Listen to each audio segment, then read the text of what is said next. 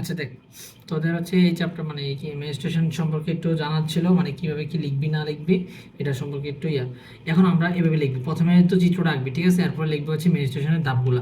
Meditation দুই ধাপে হয়, একটা হচ্ছে ডিম্বাশয় চক্র আর একটা হচ্ছে আমাকে জরায়ু চক্র সম্পন্ন হয়। ডিম্বাশয় চক্র হচ্ছে ফলিকুলার পর্যায়ে, লুটিয়াল পর্যায়ে, আর জরায়ুতে গেছে বর্ধনশীল, ক্ষরণশীল এবং হচ্ছে রজস্রাবী প্রক্রিয়া, তাই তো? গেল। এখন তোরা কি করবি, এখন বাকিটা লেখাটা লিখবি কীভাবে বলবি হচ্ছে ডিম্বাশয়তে ডিম্বাশয় চক্রে যখন ফলিকুলার পর্যায়টা চলে, তখন জরায়ু চক্রে কি হয়, এন্ডোমেট্রিয়ামের কি হয়, বর্ধনশীল প্রক্রিয়াটা শুরু হতে থাকে, ঠিক আছে? গেল। এই ফলিকুলার পর্যায়ে চলাকালীন সময় এন্ডোমেট্রিয়াম লেয়ারে কি হবে, ক্ষরণশীল পর্যায়ে চলতে থাকবে। ক্ষরণশীল পর্যায় বলতে কি বোঝাচ্ছে এখানে, তোর বড় এই যে ব্লাড ভেসেলগুলো তৈরি হবে, বিভিন্ন ধরনের মানে সে টোটাল প্রস্তুতি ধাপগুলো নেবে, ঠিক আছে? আচ্ছা, যখন সে লুটিয়াল পর্যায়ে এসে যাবে, কর্পাস লুটিয়ামে এসে যাবে, ডিম্বাশয় চক্রে যখন লুটিয়াল ফেজ আসবে, তখন আমার কি হতে পারে, দুইটা জিনিস হতে পারে, হয় কর্পাস লুটিয়াম প্রেগনেন্সি হবে, আর নয় কর্পাস লুটিয়াম অফ কি এলবিকান্স হবে। যেহেতু মেনস্ট্রুয়েশন হইতেছে, তার মানে এখানে কি তৈরি হবে, কর্পাস লুটিয়াম অফ এলবিকান্স। এলবিকান্সে আমার কি থাকে না, কোনো প্রকার ইস্ট্রোজেন প্রতিস্থাপন থাকে না, এবং ইস্ট্রোজেন প্রতিস্থাপন দরকার হয় কিসের জন্য, বর্ধনশীল এবং ক্ষরণশীল প্রক্রিয়াটাকে মেনটেন করার জন্য। যেহেতু আমার কোনো ইস্ট্রোজেন প্রতিস্থাপন নাই, সেজন্য আমার কি হবে না, কোনো প্রকার বর্ধনশীল প্রক্রিয়াটা থাকবে না। যার কারণে ইস্ট্রোজেন প্রতিস্থাপনের অভাবে কি হবে, ওই বর্ধনশীল যে ব্লাড ভেসেলগুলো বা রক্তনালী এবং হচ্ছে তার যে এন্ডোমেট্রিয়ামের যে লেয়ারটা, এটা কি হবে, ভেঙে আসা বলবো। এই প্রক্রিয়াটা তোর কি বলবে, রজস্রাবীয় প্রক্রিয়া। এখন আমি যেভাবে বললাম, তোরা ঠিক সেম ছোট্টভাবে হচ্ছে কি এই জিনিসটা ব্যাখ্যাটা দিয়ে দিবি, ঠিক আছে? তুই যদি প্রথমে এটা দেখো, লেখিস, তারপর যদি তুই চিত্রটা আঁকস, তোর দেবে এমনি ইজিলি ছাত্ররা বহুত নাম্বার দিয়ে দিবে, ঠিক আছে? পুরো নাম্বারে ফুল চারে চারে দিয়ে দিতে পারে, কারণ এই প্রক্রিয়াটা সবাই বুঝে না, বুঝছিস না? এটা তো খুব টাফ একটা প্রক্রিয়া, করে যাচ্ছিস, এটাই তো বড় কথা, ছাত্রকে হ্যাটস অফ দেবো তোদেরকে। আচ্ছা, তাহলে মেনস্ট্রুয়েশন প্রবলেমটা গেল, ঠিক আছে? এটা গেল। এবার আসা হচ্ছে বিবর্তন থেকে কি কি প্রশ্ন আসবে, কি বলছে, বিবর্তন থেকে প্রশ্ন, ঠিক আছে? আচ্ছা, প্রথম প্রশ্ন, বিবর্তন থেকে এত কোশ্চেন আসবে না, আর 25-এর যে কোশ্চেন দেখছে এগুলো ফালতু কোশ্চেন, এগুলো দেয় না সাধারণত, ফালতু কোশ্চেন নিয়ে পড়ার এত মানে হয় না, ঠিক আছে? আচ্ছা, প্রথম প্রশ্ন হবে, বিবর্তনের জনক কে? বিবর্তনের জনক কে রে? আমি একজনের প্রশ্ন করছিলাম বিবর্তনের জনক কে, এটা বলছে হচ্ছে কি জানি বলে, ডারউইন। ডারউইন আসলে বিবর্তনের জনক না, মানে ডারউইন হচ্ছে কি, ডারউইন তো ব্যাখ্যা দিছে, বাট বিবর্তনের জনক হচ্ছে এমফিডোক্লিকাস। কি এমফিডোক্লিকাস, এটা বইয়ের প্রথম দিকে লেখা আছে, ঠিক আছে? বিবর্তন চ্যাপ্টারের প্রথমে লেখা আছে এমফিডোক্লিস। এমফিডোক্লিস হচ্ছে কি বিবর্তনের জনক, ঠিক আছে? গেল। বাইরের সাথে নামকরণ কে করছে, দা ল্যামার, ঠিক আছে? ল্যামার্কের মতবাদটা কি ধরনের মতবাদ? ল্যামার্কের মতবাদ হচ্ছে অর্জিত বৈশিষ্ট্যের উত্তরাধিকারী মতবাদ, ঠিক আছে? মাঝে সে অর্জন করতে হবে জিনিসটা, ব্যাখ্যাটা কেমন, তোকে যদি ছোট্ট একটা ব্যাখ্যা দিয়ে দেয়, বা তোকে যদি জানাই দেই, সাপোজ গাছটা এত বড় ছিল, জিরাফ প্রথমে নর্মালি কি করতো, মাটির থেকে ঘাস খাইতো, বুঝছো? যখন তারা জিরাফগুলো খাবার খাইতে খাইতে খাইতে খাইতে মাটির গাছগুলো শেষ করে দিল, তখন তাদের ক্ষেত্রে বাচ্চা রয়েছে একমাত্র শুধু বড় বড় গাছগুলো। তো জিরাফের ছিল গলা ছোট, এখন বড় গাছগুলো তো অনেক বড়তে হেরা পারতো না, হেরা নিজেরা বিবর্তন করতে করতে করতে করতে ঘাটটারে কি করলো, লম্বা করলো, লম্বা করতে করতে করতে করতে একসময় সে কি করলো, উপরের খাবারগুলো খাওয়া, উপরের গাছগুলো খাওয়া শুরু করলো। এই যে সে অর্জন করছে জিনিসটা, এই জিনিসটাকে বলা হয় কি, অর্জিত বৈশিষ্ট্যের উত্তরাধিকারী মতবাদ, ঠিক আছে? ল্যামার্কের মতবাদের টোটাল হচ্ছে এটা, বুঝতে পারছোস? আর যদি দেখতে মন চায় তাহলে হচ্ছে কি একটু দেখে নিবি, ভিতর লাইনগুলো একটু দেখে নিবি, ঠিক আছে? গেল। আর একটা এমসিকিউর জন্য ইম্পর্টেন্ট একটা কোশ্চেন আছে, বিবর্তনের মতবাদ। বিবর্তন অনেক কিন্তু অনেক মতবাদ দিছে, যেমন ল্যামার্ক যে মতবাদটা দিছে এটাকে বলে ল্যামার্কিজম মতবাদ, বা হচ্ছে অর্জিত বৈশিষ্ট্য উত্তরাধিকারী মতবাদ। ডারউইন যেটা দিছে এটা হচ্ছে প্রাকৃতিক নির্বাচন মতবাদ। ডারউইনের মতবাদটা কেমন, তুই চিন্তা কর, তোর যদি প্রাকৃতিক একটা পরিবেশ আছে, ঠিক আছে?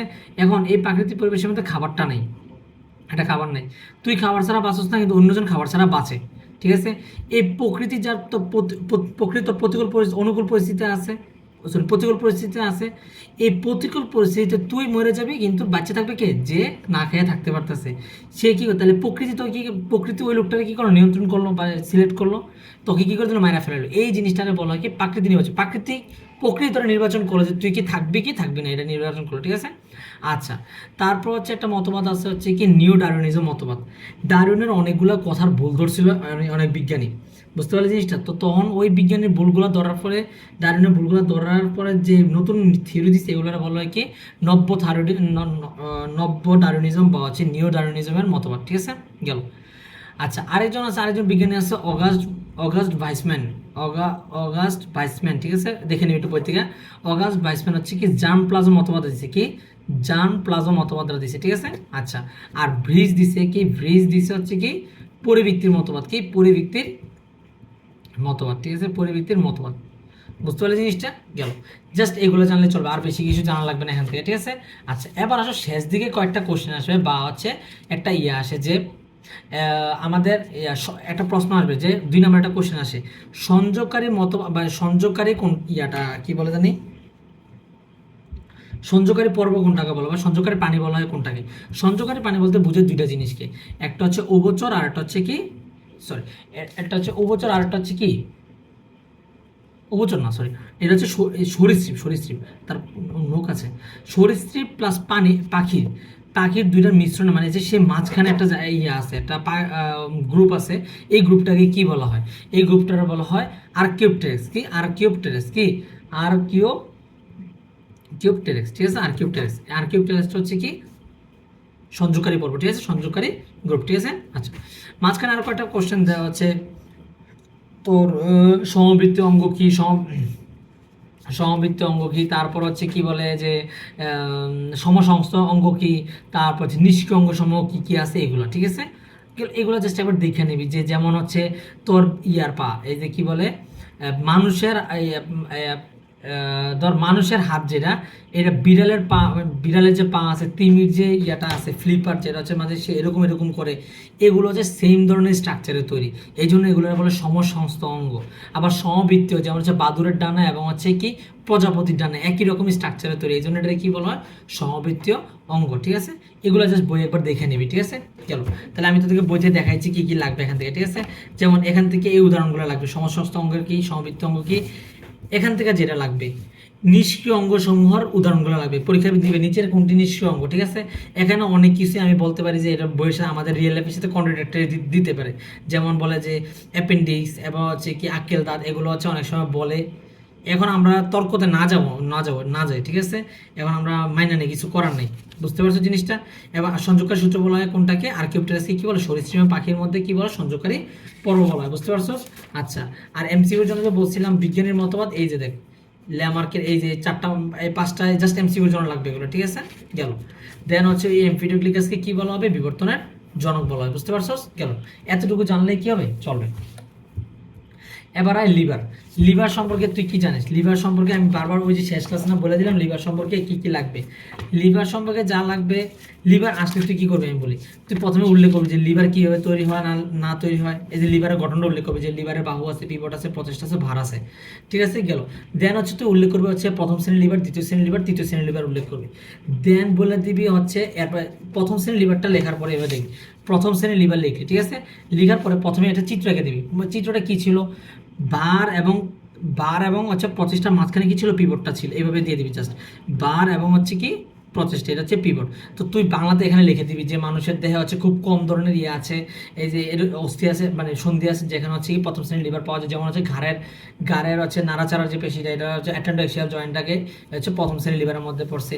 এটাকে দেখতে হচ্ছে কাচির মতো, মনে হয় কাচির মতো স্ট্রাকচারটা, কাচি এই ধরনের লিভারে চলে। তারপর ঠিক সেমভাবে দ্বিতীয় শ্রেণীর লিভার, তৃতীয় শ্রেণীর লিভার এইভাবে দিয়ে দিবি, ঠিক আছে। তাহলে চলবে। ইম্পর্টেন্ট হচ্ছে এই জায়গাটা দিয়ে দিবি, যদি আসে তাহলে এই জায়গাটা দিয়ে দিবি, তাহলে হবে। চিত্র দিবি, উদাহরণ দিবি, আর জাস্ট এই সাথে ওই চিত্রতে যা দেখতে পাচ্ছিস এই একটা কথা লিখে দিবি, শেষ, আর কিছু লাগবে না এখান থেকে। এবার আর ব্লাড গ্রুপিং। কি ব্লাড গ্রুপিং? ব্লাড গ্রুপিং সম্পর্কে তোর এত কিছু আপাতত জানা লাগবে না, তুই জাস্ট এতটুকু জানি না যে আমাদের ল্যান্ডস্টেনের তো আমাদের আচ্ছা, আমি এই জায়গাটা একটু বলতেছি, এরপর তুই বাকিটা আমি তোকে করে দেখা দেবো। ল্যান্ডস্টেনের কি বলছে, ল্যান্ডস্টেনের হচ্ছে কি, ল্যান্ডস্টেন হচ্ছে বিবর্তন জনক, এই যে রক্ত সম্বন্ধতন্ত্রে বা কি বলে রক্ত গ্রুপগুলো নিয়ন্ত্রণ করে করছিল। ল্যান্ডস্টেনের অনুযায়ী আমাদের 2 ধরনের এলিল আছে। কয় ধরনের এলিল আছে? 2 ধরনের। কয় ধরনের? 2 ধরনের। দাঁড়া, আমি বার করে দিচ্ছি এখান থেকে। আচ্ছা, কয় ধরনের এলিল আছে? আচ্ছা, 2 ধরনের, 3 ধরনের, এই যে উল্লেখ করছে 3 ধরনের এলিল আছে। এই যে ল্যান্ডস্টেনার, এল দ্বারা বোঝাচ্ছে ল্যান্ডস্টেনার, বুঝছো, আর এ দ্বারা বোঝাচ্ছে অ্যান্টিজেন। তাহলে আমরা কি জানি, অ্যান্টিজেনের উপর ভিত্তি করে তো রক্ত গ্রুপটা নির্ধারিত হয়, তাহলে এল এ আছে, ঠিক আছে। আরেকটা আছে এলবি, কি এলবি, এবং আরেকটা হচ্ছে এল0। এল0 মানে হচ্ছে এনে কোনো প্রকার কি অ্যান্টিজেনই নেই, কোনো প্রকার কি নেই, অ্যান্টিজেন নেই, বোঝা গেল জিনিসটা। আচ্ছা, এখন তোকে জানতে হবে এ, বি এবং ও কোনটা কার মধ্যে বেশি পাওয়ারফুল, ঠিক আছে। গেল। পাওয়ারফুল হচ্ছে এ। কি পাওয়ারফুল হচ্ছে, ডোমিনেন্ট কে করবে এ, এর সমকক্ষ ডোমিনেন্ট করে কে বি। কি এর সমকক্ষ কে ডোমিনেন্ট করে বি। তাহলে ও তো কোনো ইয়ে নেই, তাহলে ও হিসাবে আমরা দিতেই পারি, তাই না? তাহলে কি এ আর বি দুজনে কি সমকক্ষ, একদম সমান সমান পাওয়ারে থাকবে। তার মানে তুই চিন্তা কর, যদি কারো রক্ত এল এ এবং এল বি থাকে তাহলে সে কি রক্তের গ্রুপ হবে? এ বি রক্তের অধিকারী হবে। যদি কোনো কারণে এল এ এবং হচ্ছে এল এ থাকে তাহলে সে কি গ্রুপের অধিকারী হবে? এল এ হবে কি না? হবে। যদি সে এল L B L B A B group থাকে তাহলে সে কি হবে? এল বি হবে। যদি আচ্ছা দেখ, আমি এখানে বললাম না যার অ্যান্টিজেন নাই সে হচ্ছে লেস পাওয়ারফুল, মানে হচ্ছে তারা এ এবং জিরো যদি থাকে তাহলে কে পাওয়ারফুল, ডমিনেন্ট হবে কে? এ, বা বি ডমিনেন্ট হবে, যেটাই থাকুক হোয়াট এভার। এখন দেখ আমি যদি বলি এল বি এল জিরো, তার মানে তাহলে এখানে তার রক্তের গ্রুপটা কি? বি গ্রুপ, তাই তো? জিনিসটা হচ্ছে এরকম। এখন এই অনুযায়ী হচ্ছে তোর যে ওই কোশ্চেনটা ছিল এরকমভাবে দেয়, বুঝতে পারছো? এখানে চলো অনেকগুলো ব্যাখ্যা দেওয়া যায়, আপাতত এই ব্যাখ্যা ট্যাখ্যা বাদ দে, জাস্ট এতটুকু জান না যা, বুঝতে পারছস? এতটুকু জানলেই চলবে, এইভাবে এ অনুযায়ী করলেই চলবে, বুঝতে পারলে জিনিসটা? গেল। আর কিছু তো তোর মনে হয় নাই না? মেনস্ট্রুয়েশন গেল, লিভার গেল, বিবর্তন গেল, ব্লাড গেল, আর লাগবে না তেমন।